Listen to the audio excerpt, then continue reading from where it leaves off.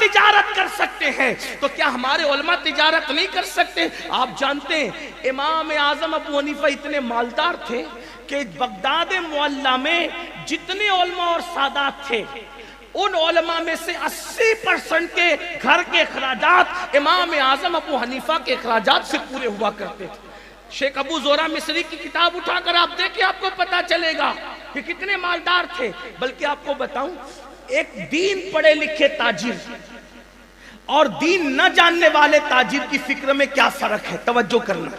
ایک مرتبہ ایک تاجر تھا بغداد کا، ایک تاجر تھے، اس تاجر کے پاس ایک بڑھیا آئی اور وہ بڑھیا آ کر کے کہتی ہے، اے تاجر، یہ تاکہ کپڑے کا مجھے پسند آ گیا ہے، لیکن ایمانداری سے بول، تجھے جتنے میں پڑا اتنے میں مجھے دے دے۔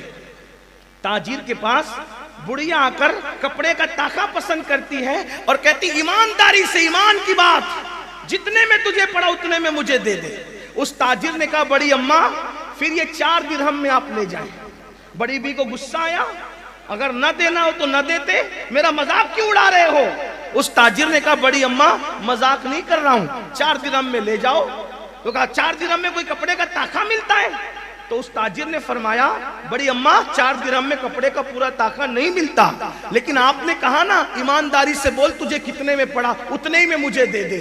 تو کہا، میں نے ایک تاکہ نہیں خریدا تھا، میں نے 2 تاکے کپڑے کے ایک ساتھ خریدے تھے اور اس کی قیمت 20 درہم تھی۔ تو چونکہ 20 درہم کی میں نے 2 تاکے خریدے تو 10 کے پڑے، لیکن ایک تاکہ میں نے 16 کا بیچ دیا۔ جب 16 کا بیچ دیا تو یہ مجھے کتنے میں پڑا؟ یہ 4 درہم میں پڑا، اور تم نے کہا ایمانداری سے بول، جتنے میں پڑا اتنے میں دے دے۔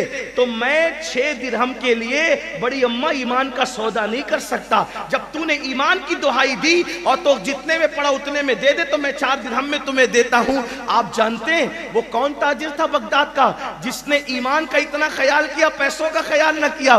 اسی تاجر کو دنیا کروڑوں حنفیوں کے امام اعظم ابو حنیفہ کے نام سے یاد کرتی ہے۔ یہ دینداروں میں اور بے دینوں میں فرق ہے، دین پڑھے لکھوں میں اور ان پڑھوں میں فرق ہے۔